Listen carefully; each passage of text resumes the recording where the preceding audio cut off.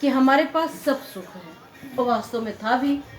अयोध्या जैसे राज्य के राजा थे वो, रघुकुल शिरोमणि, मतलब उस कुल में जितने भी राजा हुए सबके सब पुण्यात्मा श्रेष्ठ, और ऐसे कुल के राजा दशरथ खुद राजा। तो उनके मन में ये बात आई कि सब कुछ तो है, अच्छी प्रजा है, अच्छा परिवार है, पर पुत्र नहीं है, कोई संतान नहीं है। तो जब मन में ये बात आई तो उनके मन में धीरे धीरे इस बात के लिए कहीं ना कहीं चिंता भी आई। अच्छा, जब तक चिंता आई तब तक वो अपने दोपन पार कर चुके थे, मतलब युवा अवस्था धीरे धीरे बुढ़ापे की तरफ जा रही थी। तो राजा को बड़ा क्षोभ हुआ कि अब धीरे धीरे समय इतना हो गया है, कोई पुत्र नहीं है। तो उन्होंने अपने गुरु से यह बात कही।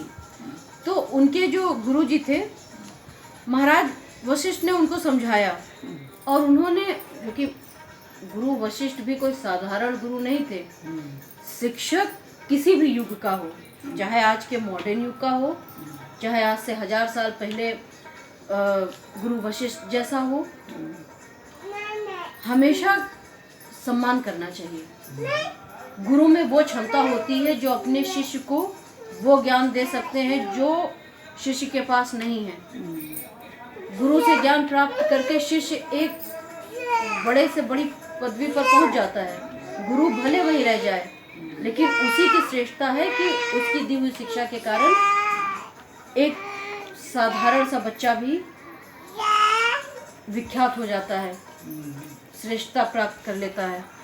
तो गुरु वशिष्ठ ने बहुत समझाया कि तुम चिंता मत करो, और तुमको 4 सुत, मतलब कि 4 पुत्रों की प्राप्ति होगी।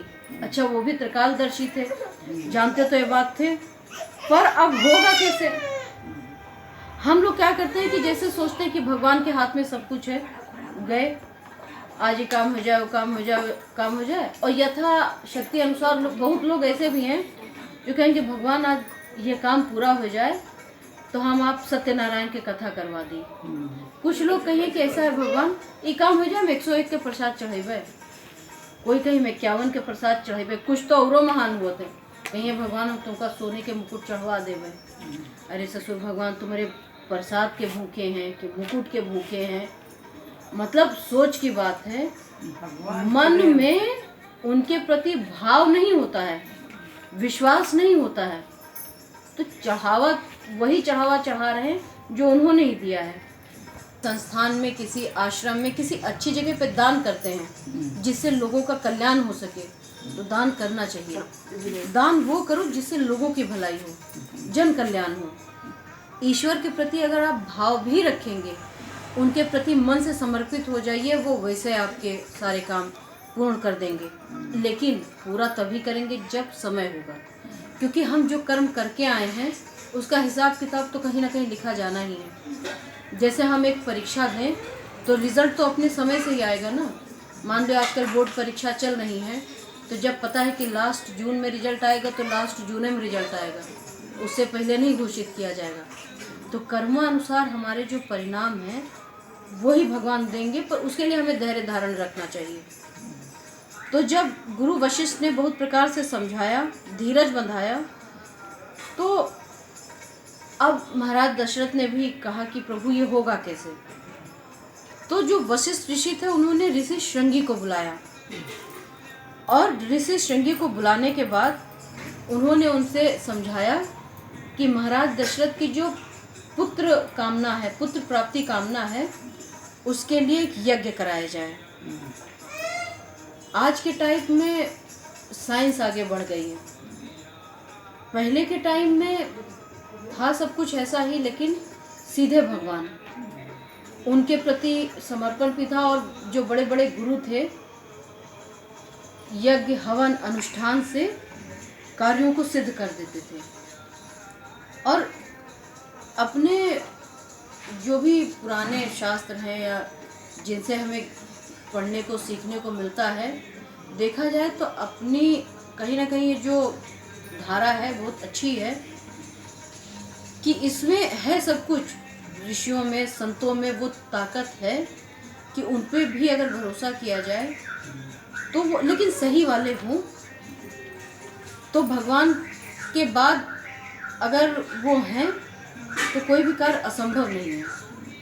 तो ऋषि श्रृंगी उन्हीं में थे। उन्होंने पुत्र कामना की, जो राजा दशरथ की पुत्र कामना थी, उसका यज्ञ हवन किया और उससे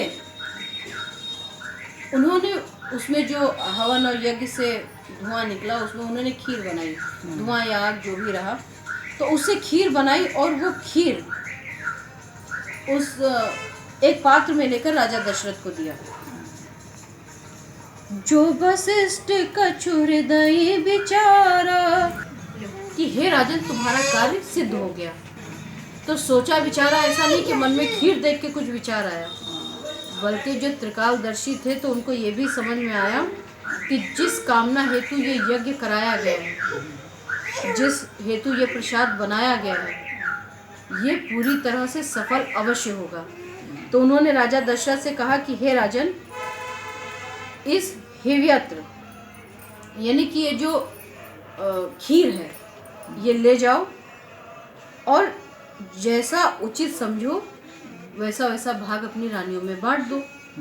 ये तो उन्होंने बता दिया कि जिस कार्य हेतु तुमने यज्ञ किया वो सिद्ध हो गया, लेकिन अब ये थोड़े ना बताएंगे कि तुम कौन सी रानी को कितना दो कितना नहीं। अब वो तो एक पात्र में दे दिया कि तीनों को खिला देना।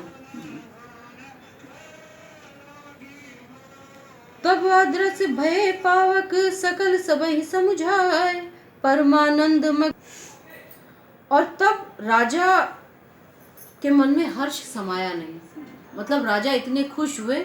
और ये बहुत नॉर्मल बात है कि अगर आप किसी चीज़ के लिए बड़े इच्छुक हो या आपके मन में किसी चीज़ की बहुत चिंता हो, साधारण इंसान के हो चाहे बहुत बड़े इंसान के, मतलब कोई बहुत बाहुबली हो, शक्तिशाली हो, अगर किसी चीज़ की चिंता है, मनुष्य स्वभाव है, चिंता तो हर किसी को कहीं ना कहीं होती है, और वो कार्य आपका सिद्ध हो जाए तो खुशी किसको नहीं होती है। तो राजा इतने मगन हुए कि उनके मन में खुशी समा नहीं रही थी। तब ही राय प्रिय नार बुला